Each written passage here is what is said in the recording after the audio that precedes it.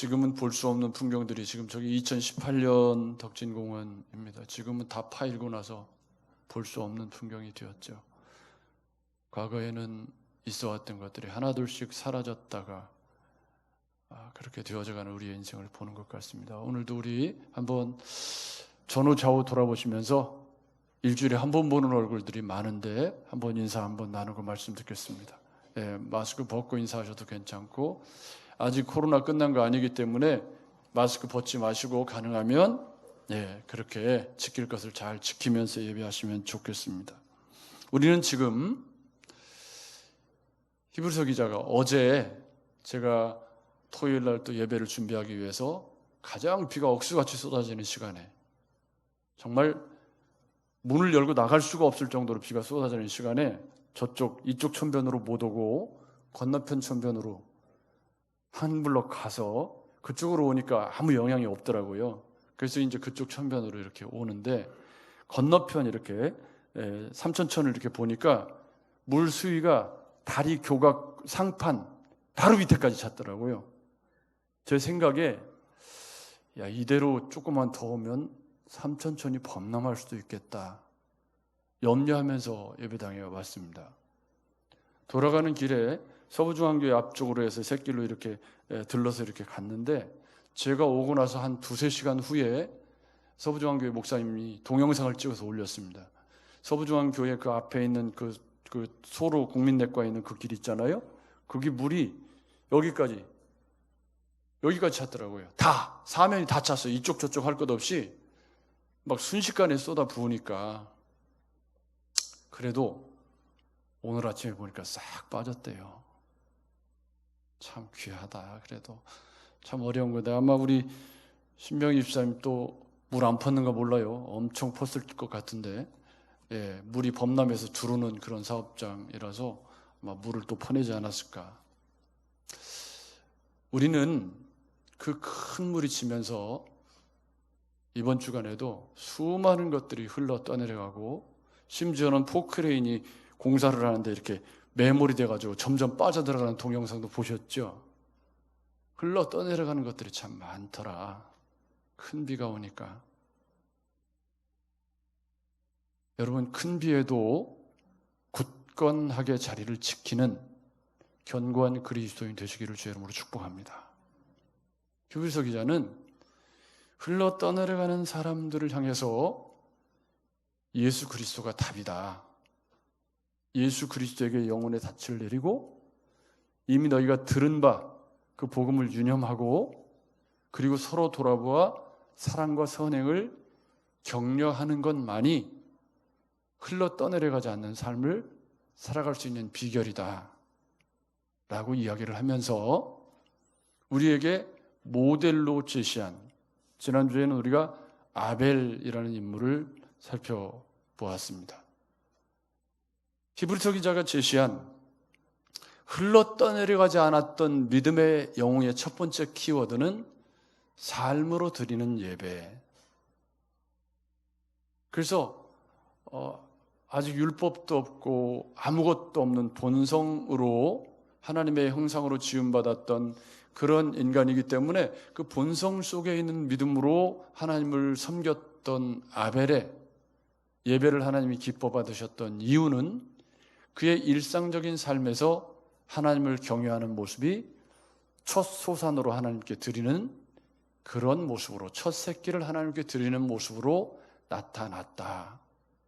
오늘은 우리가 에녹이라는 인물을 살펴볼 텐데요, 이 에녹이라는 분도 흔적을 찾기가 좀 어렵습니다.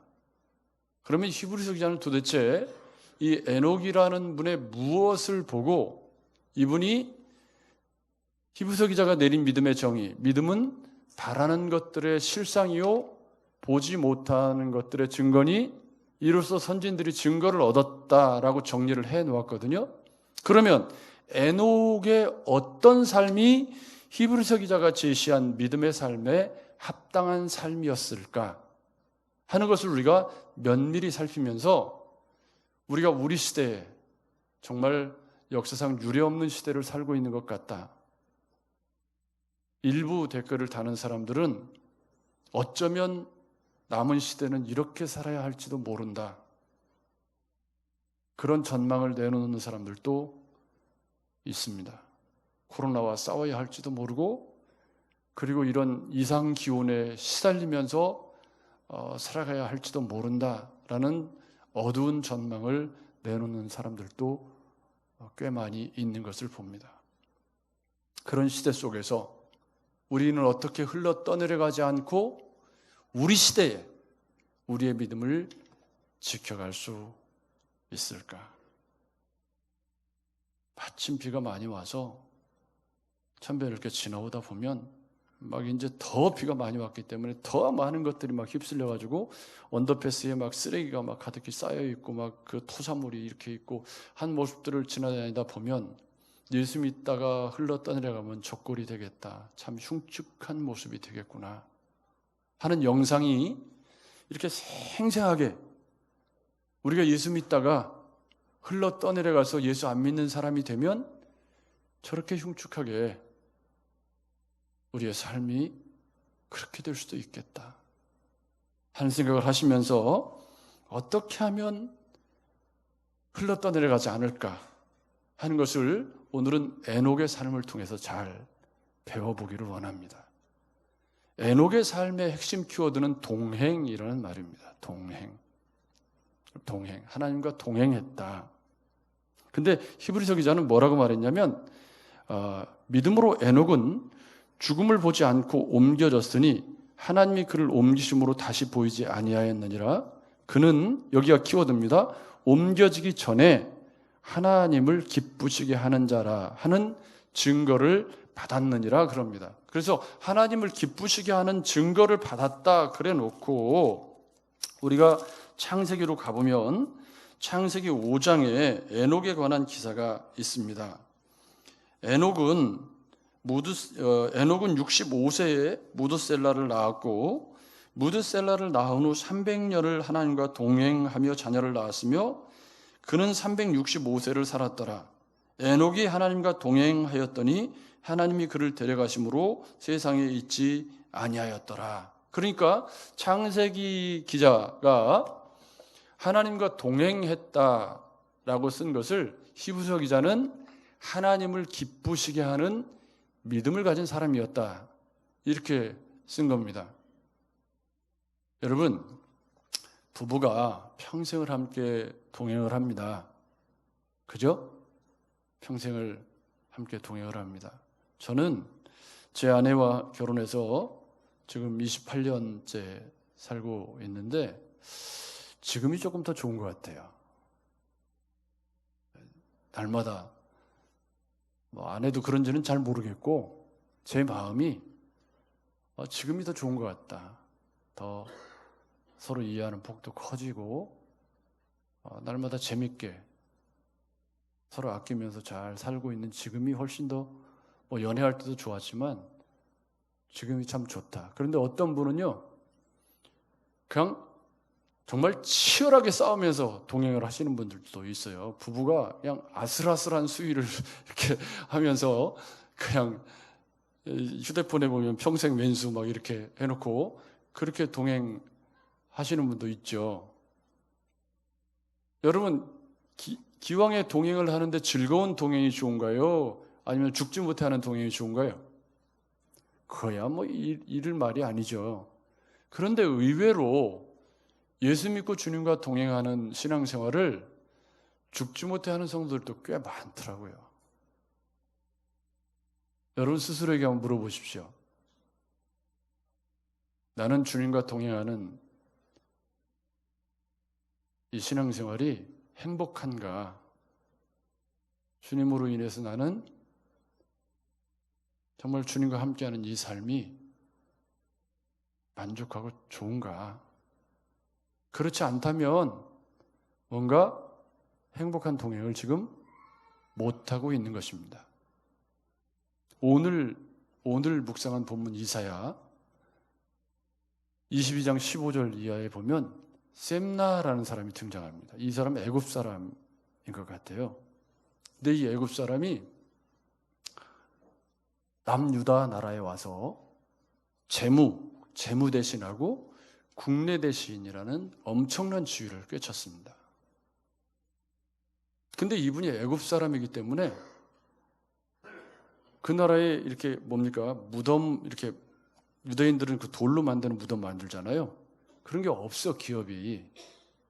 그러니까 이 사람이 부정축제를 해가지고 무덤 사는데 얼마나 높은 데다가 어마어마한 무덤을 샀는지 이사야 선지자가 셈나의 부정부패의 첫 번째 목록에다가 산꼭대기 높은 곳에 자기 무덤을 샀다.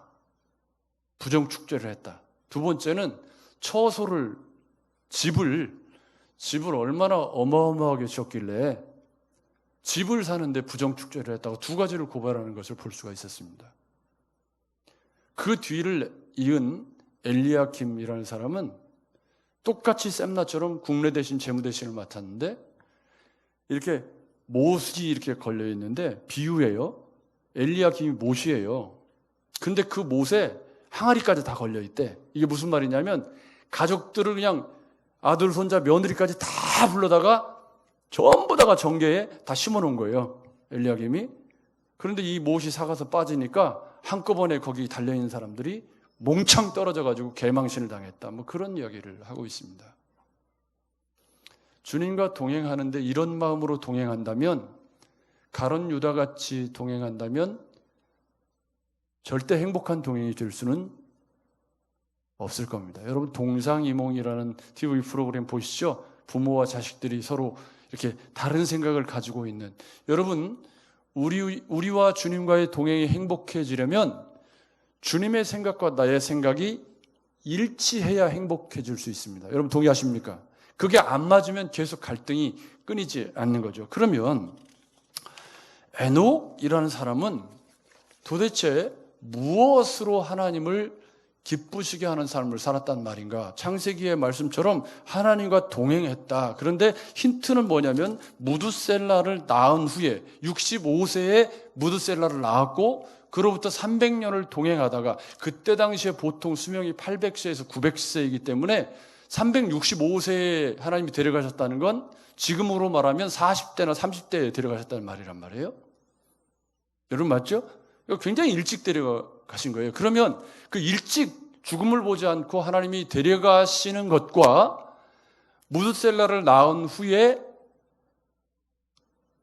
300년 동행했다는 것이 어떤 상관관계가 있다는 것을 우리는 알 수가 있습니다. 재미있는 것은 제가 이 에녹 설교를 준비하면서 혼자 저 스스로 만족도가 지금 한 200% 정도 되고 있습니다. 이번에 다시 준비하면서 제가 깨달은 것들이 좀 많아서 굉장히 지금 자신감에 차서 에녹을 지금 제가 전하고 있는데 여러분 잘 들어보십시오. 이 에녹에 관한 이야기가 창세기 4장 16절부터 24절에 기록된 가인의 계보, 가인의 족보를 보면 주로 뭐가 나오냐면 업적 중심으로 족보가 기록이 되어져 있습니다. 그래서 가인 문명의 본질을 보면 서로 죽이고 갈등하는 문화인데 라멕의 노래가 제일 먼저 나오고, 이 라멕의 노래가 칼의 노래.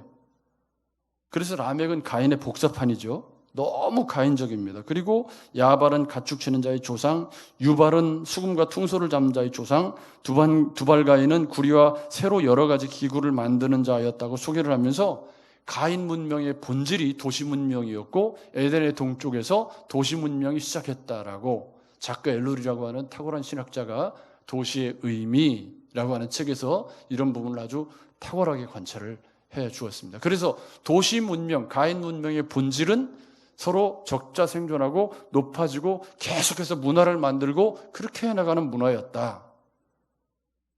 그런데 셋의 계보에는 뭘 했다는 기록이 아무것도 없습니다. 자식을 낳고 자식을 낳고 자식을 낳고 그게 다예요. 그러면 경건한 계보를 이어가는데 가장 중요한 건 뭐라는 거죠? 업적이 아니라 뭐예요? 믿음의 계보를 이어가는 것.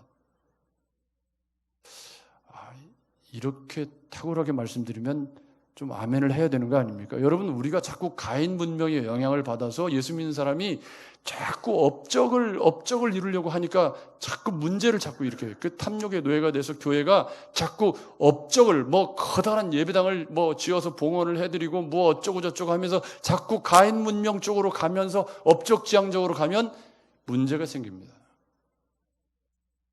그런데 성경은 믿음의 계보를 이어가는 것이 제일 큰 업적. 할렐루야. 자식에게 믿음 승계시키는 게 그렇게 쉬운 일 아닙니다. 그래서 이 세세 족보에는 무슨 업적 이야기가 전혀 나오지 않습니다. 그러면 에녹 이야기에는 설명이 나오는데 하나님과 동행했다고 설명을 하는데 도대체 무드셀라를 낳고 무슨 일이 있었길래 300년 동안 하나님을 동행하다가 자기 수명을 다 살지도 못하고 하나님이 중간에 데려가셔야 했을까? 여러분, 이게 굉장히 중요합니다. 왜 에녹을 300년밖에 못 살았는데 아직도 한 300년 이상 더 살아야 되고 300년이 뭡니까? 400년 이상 더 살아야 되는데 왜 하나님은 중간에 에녹을 데려가셔야만 했을까? 이것을 우리가 잘 이해하는 것이 오늘 본문에 굉장히 중요해 보입니다.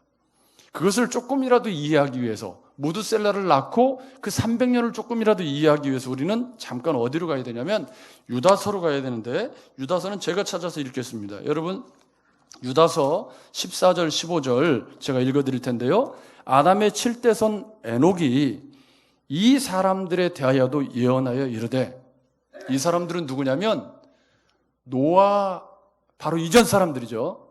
조금 이따 제가 설명을 드리겠습니다. 이 사람들에 대하여 예언하여 이르되, 보라, 주께서 그 수만의 거룩한 자와 함께 임하셨나니 이는 뭇사람을 심판하사 모든 경건하지 않은 자가 경건하지 않게 행한 모든 경건하지 않은 일과 또 경건하지 않은 죄인들이 주를 거슬러 한 모든 완악한 말로 말미암아 그들을 정죄하려 하심이라 하였느니라. 아멘. 그러니까 무드셀라를 낳고 에녹이 300년 동안 하나님과 동행하면서 뭔가 사역을 했다는 거예요. 그게 뭐냐면 선지자로서의 사역인데, 그 선지자로서의 사역이 뭐냐면 경건하지 않은 자가 경건하지 않게 행한 모든 경건하지 않은 일과 경건하지 않은 죄인들이 주를 거슬러 한 완악한 말로 말미암아 너희가 뭐하리라? 심판을 받으리라.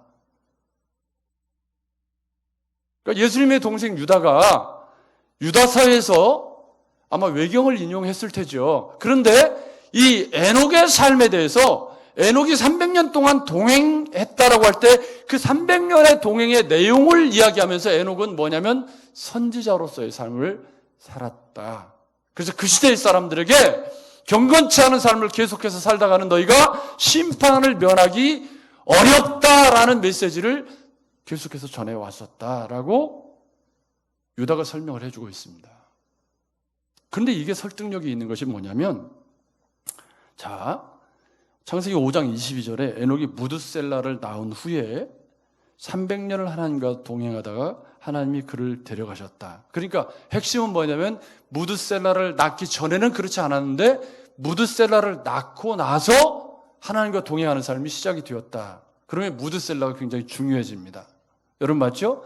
무드셀라가 굉장히 중요해집니다. 근데 무드셀라라는 말의 이름이 뭐냐면, 항상 고대에서 마을과 마을 사이에 전투가 벌어지면 한 마을을 정복하기 위해서는 제일 문제가 되는 것이 그 마을 입구에서 마을을 지키는 무드셀라, 즉 창 던지는 사람이 있었다고 합니다. 그러니까 제일 입구에서 전쟁을 주도하는 그런 사람을 무드셀라라고 불렀다는 말이죠. 그래서 저 무드셀라가 없어지면 저 마을을 깨끗하게 소탕할 수 있을 텐데 라는 말이 고대에서는 그 마을 간의 전투에서는 굉장히 유행하는 보통 일반적인 말이었다는 말입니다. 그래서 이런 관념이 부연이 되면서 무드셀라라는 말 속에는 항상 어떤 개념이 따라다녔냐면 그가 죽으면 심판이 온다. When he dies, judgment. 그가 죽으면 심판이 온다 라는 게 무드셀라라는 말이 보편적으로 가지는 사회적인 의미였다는 말입니다. 이건 굉장히 중요합니다. 그러니까 이게 무슨 말이냐면, 자, 하나님을 기쁘시게 하는 믿음, 믿음은 바라는 것들의 실상이라고 할 때 하나님이 65세의 에녹에게 무드셀라를 아들로 주시면서 뭐라고 말씀하신 거죠? 이 무드셀라가 죽는 날 심판이 온다. 실제로 무드셀라가 969세에 죽었습니다. 여러분 아시죠? 성경에서 제일 장수한 사람 무드셀라. 그런데 그 969세와 모세의 홍수가 시작된 날이 같은 해라는 거 성경을 연구해 보면 바로 나옵니다. 조금 이따 설명을 해보겠습니다. 그러면 에녹은 제가 족보를 좀 정리를 해보겠습니다. 무드셀라는 137세에 라멕을 낳고 5장 28절에 가면 라멕은 182세에 노아를 낳았습니다. 그러므로 노아는 무드셀라의 손자가 됩니다. 노아가 태어날 때 무드셀라의 나이는 369세입니다. 무드셀라의 나이에 라멕의 나이를 더해보면 알 수 있습니다. 그러니까 에녹은 65세에 무드셀라를 낳았습니다. 그리고 300년을 하나님과 동행하다가 죽었습니다. 365세에 죽었죠. 그러니까 무드셀라의 나이가 969세인데 거기다가 365세를 빼면 얼마가 남냐면 604년이 남아요. 그러니까 하나님이 에녹에게 무드셀라가 죽으면 심판이 온다. 그 이름을 에녹에게 주시면서 무엇을 요구하신 거예요? 유다서에 있는 그 시대의 사람들. 그 시대의 사람들이 누굽니까? 노아 홍수 이전에 여러분 아시죠? 하나님이 세상에 사람 지으신 것을 한탄하셨다. 여러분 기억하시죠? 그렇다면 이 에녹이 무드셀라를 낳은 후에 점점 죄악이 관영해가는 세상을 향해서 아까 유다서 읽은 말씀처럼 무슨 메시지를 전한 거죠? 점점.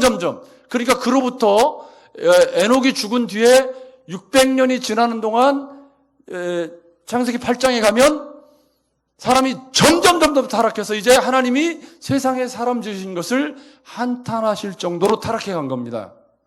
여러분 이해가 되시죠? 그렇다면 에녹이 무드셀라를 낳고 300년 동안 줄기차게 전한 메시지가 뭐예요? 당신들 그렇게 살면 안 됩니다. 그렇게 살다가는 하나님의 심판을 면할 길이 없습니다라는 메시지를 300년 동안 하나님과 동행하면서 전했다는 말이 됩니다.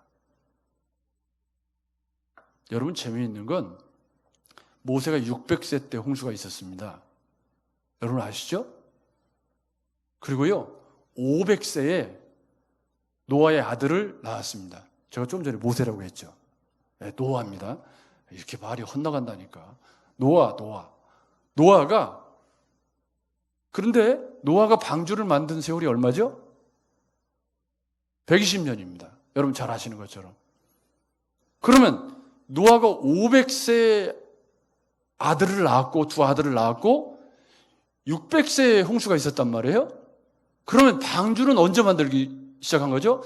480세부터 만들기 시작한 거예요. 그러면 자식을 낳기 전부터 노아는 혼자 이거 다음 주에 해야 되는 얘기 같은데 어쨌든 그러니까 지금 무슨 얘기를 하는 거냐면요. 에녹이 살았던 시대와 하나님의 홍수 심판이 있는 이 사이에 무드셀라가 끼어 있다는 거예요. 여러분 이해가 되시죠? 그리고 그 무드셀라의 출생과 동시에 홍수 심판을 향한 하나님의 심판의 시계가 째깍거리고 움직이기 시작했고 에녹은 믿음은 바라는 것들의 실상이요. 하나님이 무드셀라를 주시면서 에녹에게 야, 너 무드셀라 이 아이가 죽으면 하나님의 심판이 올 거야 라고 하나님이 말씀하신 그 말씀을 아멘! 하고 믿고 300년 동안 열심히 유다서에 있는 경건치 않은 자들에게 심판의 메시지를 전하는 삶을 살았다. 그게 하나님과 동행하는 뭐요? 에녹의 믿음이었다는 겁니다. 자, 다시 히브리서로 돌아가 보시죠. 그런 믿음에 대해서 히브리서 기자가 뭐라고 설명을 하고 있냐면 6절 말씀입니다. 여러분 6절 믿음이 없이는 하나님을 기쁘시게 하지 못하나니. 여러분, 이 믿음은 어떤 믿음이에요? 하나님이 무드셀라를 주시면서 야, 에노가 세상이 많이 아껴졌지. 예, 그렇죠. 너 무드셀라라는 아들을 너에게 아들로 줄 테니까 너는 이 아들을 보면서 증거를 삼아라. 예, 하나님 하고 에녹이 믿음으로 아멘 하고 300년을 하나님과 동행했다, 그 말입니다. 여러분, 그러면 여기서 상상입니다. 이건 팩트가 아니라 상상, 성경적인 상상. 에녹이 300년 동안 줄기차게 유다서에 있는 경건하지 않은 자들에게 심판의 메시지를 전할 때 죽음의 위협이 있었을까요? 없었을까요?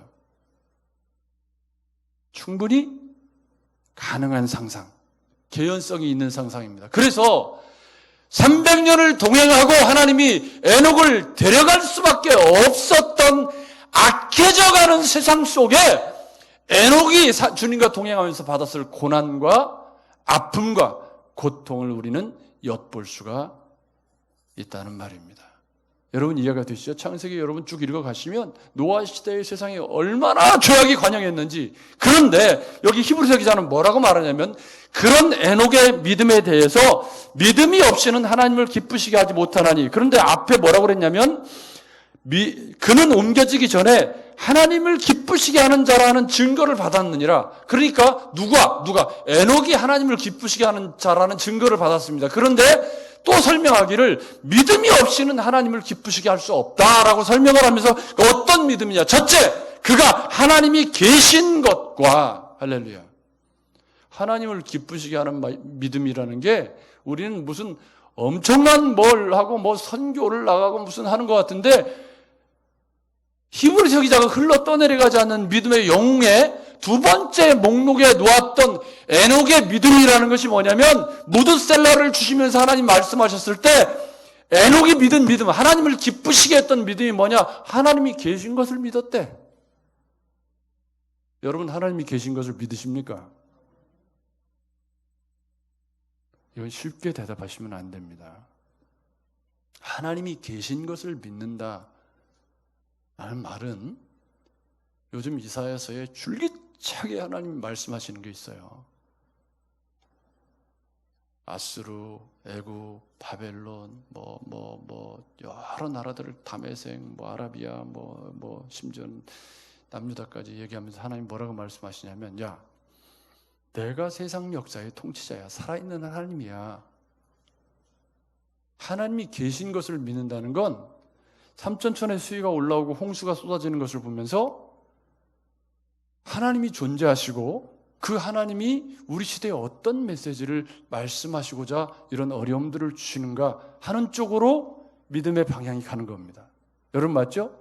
들에 꽃이 피고 지는 것들을 보면서, 하늘에 구름이 뜬 것을 보면서, 운해가 깔린 아름다운 풍경을 보면서 그 속에서 하나님을 만나고 경험하고 하나님이 계신 것을 굳게 믿는 믿음. 그것이 에녹이 주님과 동행한 첫 번째 키워드였다고 히브리서 기자는 진단하는 거예요. 여러분, 다시 묻겠습니다. 하나님이 계신 것을 믿으십니까? 여러분, 하나님이 계신 것을 믿는다면 그분이 나의 실존적인, 하나님의 존재가 나의 실존적인 삶에 영향을 끼치는 내 삶의 주인이 되어야 합니다. 여러분, 하나님이 계신 것을 믿는다는 것은 그분이 나의 구주와 주님이 되셔서 내 인생의 주인이라는 사실을 인정한다는 뜻이에요. 하나님의 존재를 믿는다는 건 그분이 이 땅을 통치하고 있다는 것을 굳게 믿는 믿음을 의미하잖아요. 에녹은 바라는 것들의 실상이라고 말할 때, 야, 무드셀라를 주시면서 내가 무드셀라가 죽으면 이 세상을 심판할 거야 라는 말씀을 에녹은 굳게 믿고, 그 무드셀라가 출생하고 나서 300년 동안 뭐 한 거예요? 초지일관 그 믿음을 지키면서 악해져가는 세상을 향해 선지자로서의 삶을 살아왔던 것입니다. 고개드시 저를 보십시오. 인생의 제일 중요한 승부처는 변함없음입니다. 꾸준함이 능력이죠. 믿음 생활에도 똑같은 원리 아닙니까? 세상 우리 삶은요, 저렇게 비가 오고 홍수가 나기도 하고 바람도 불고 태풍도 일어나고 별의별 일들이 다 일어납니다.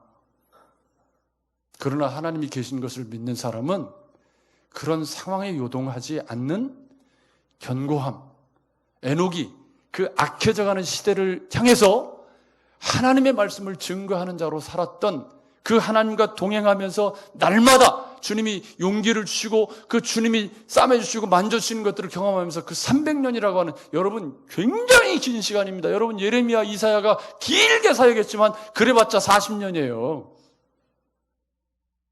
그러면 300년의 동행이라는 이것은 얼마나 에녹에게 어려운 시간들이었을까를 묵상해 보셔야 돼요. 그러니까 하나님이 데려가셨지. 여러분 맞죠? 더 하다가는 에녹이 거기서 죽게 생겼으니까 하나님이 죽음을 보지 않고 인류 최초로 제일 먼저 하나님이 들려가신 사람이 에녹인데 얼마나 300년을 치열하게 살았는지를 엿볼 수가 있다는 말입니다. 두 번째는 뭡니까? 하나님이 계신 것과 같이 읽어볼까요? 또한 그가 자기를 찾는 자들에게 상 주시는 이심을 믿어야 할지니라. 할렐루야. 여기서 중요한 단어가 자기를 찾는 자들에게 라는 말입니다. 여기 자기를 찾는 자들에게, 이 자기를 찾는 자들에게 라는 말이 이 말 자체로 보면 부지런히 자세히 열심히 주님을 향해 나아간다는 의미입니다. 요즘 제가 이사야 묵상글을 쓰면서요, 정말 대학생 때, 대학원 때보다도 진짜 더 열심히 공부를 매일매일 하루에 서너 시간씩 투자해가지고 글을 써가고 있는데, 그 글을 매일매일 쓰면서 제가 얼마나 성경에 무식한지, 야 정말 이거 정말 이거 이사야를 지금 묵상을 벌써 몇 번을 했을 텐데, 참 감사하게도 제가 이 성경 말고 다른 성경 이렇게 이제 메모를 옆에다 해놓잖아요. 열린 노트 성경 메모할 수 있으니까 지금도 열심히 메모를 지금 하려고 애를 쓰고 있는데, 그걸 보면 옛날에 연구는 했더라고. 기억이 안 나. 그러니까 메모해 놓은 걸 보면 분명히 내가 옛날에 연구를 했었던 기록이 있는데 기억이 하나도 안 나요. 그래서 다시 이번에 이사야서를 막 열심히 타이프를 치니까 이제 기록이 남잖아요. 타이프는 기록이 나오니까 그 기록들을 남기기 위해서 막 매일매일 치열한 삶을 살아가는데, 그러는 중에 그 말씀들 배후에 있는 그 컨텍스트들이 말을 걸어오고, 아, 내가 성경에 대해서 이렇게 무지하고 아직도 부족한 것이 많구나 하는 깨달음이 제 안에 너무 커요. 그래서 죽을 똥살똥 매달려서 하루에 서너 시간씩 투자해서 지금도 글을 쓰고 있는데, 여러분 3페이지, 4페이지 별거 아닌 거 읽으시겠지만 그거 매일매일 정리하기 위해서 진짜 막 치열하게 하고 있는데, 곧 끝나죠. 이제 8월 끝나니까. 아이고, 8월 달에 끝나야지. 그러고 있는데, 그러는 속에서 여기 하나님을, 자기를 찾는 자들에게, 이 찾는다라는 말이 저는 그런 뜻이라는 거예요. 헐렁헐렁 설렁설렁 신앙생활을 해서는 주님과 동행하는 재미가 좀 덜해요.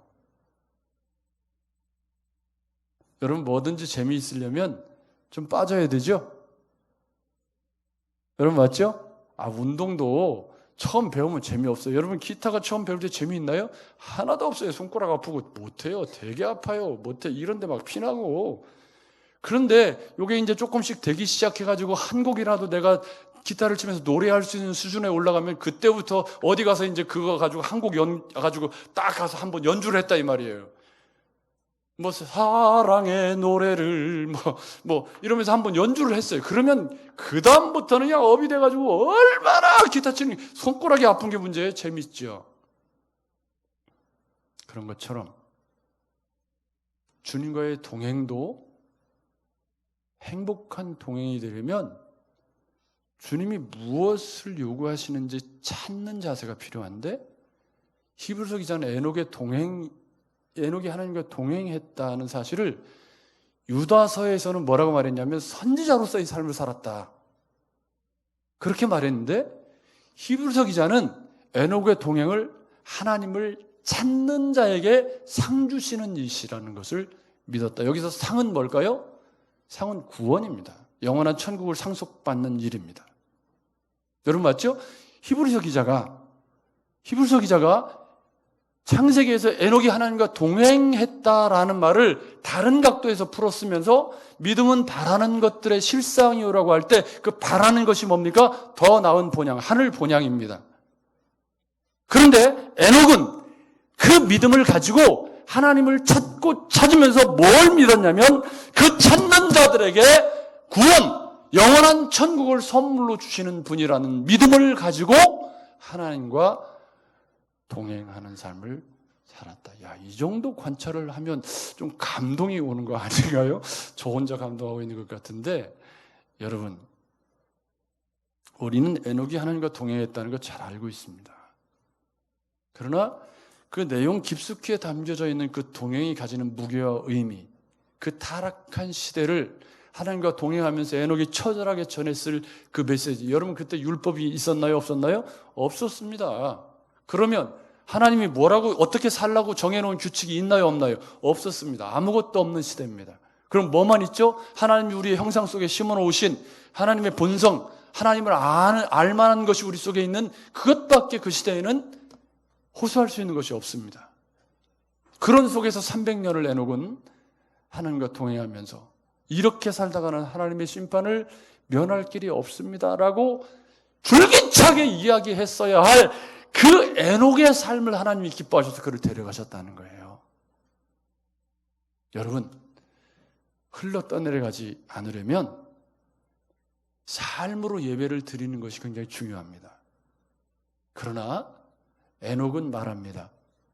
아벨처럼 삶으로 예배를 드리는 것도 중요하지만 거기서 한 발짝 더 나가서 삶으로 사람들에게 증거하는 주님과 동행하는 삶을 보여주는 것이 더 중요합니다.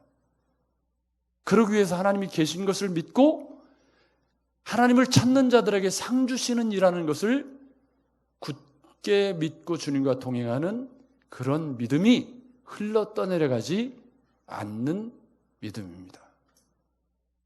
사랑하는 여러분, 어려운 시대에 태어나서 우리 함께 어려운 시대를 살고 있습니다. 여러분 동의하시죠? 참 우리 시대 살기 어려운 시대입니다. 경제도 어렵고 또 4차 산업혁명 생겨서 직업은 자꾸 없어져 가고 취업은 어렵고 또 월세 전세 오른다고 난리 쳤었고 왜 이렇게 세상이 소란스럽고 시끄러운지 도무지 이게 이렇게 소란스럽고 시끄러운 시대를 우리가 살아가면서 어떻게 염려의 세계관에 사로잡히지 않고 흘러 떠내려가지 않고 자기 자리를 지킬 수 있을 것인가? 여러분, 주님과 동행하셔야 합니다. 하나님이 계신 것을 믿고 하나님이 자기를 찾는 자들에게 상 주시는 이심을 믿고 매일 주님과 동행하셔서 우리 시대를 향해 에녹처럼 그렇게 살아서는 안 됩니다라고 삶으로, 말로 증거하시는 저 여러분들의 삶이 되셔서 이번 한 주간도 또 얼마나 많은 일들이 일어날지 모르겠습니다. 거기서 저를 보십시오. 여러분 승리하셔야 합니다. 믿음으로 승리하셔야 합니다. 여러분의 삶의 자리에서 이게 또 눌러졌네요. 깜짝 놀래. 이게 왜 나오나? 이게 기계가 눌러져가지고 성경을 옮기다가 깜짝 놀랐습니다. 이 시간에 잠깐 우리 시대의 에녹이 되기를 소망하시면서 잠깐 같이 1분 동안만 기도하겠습니다.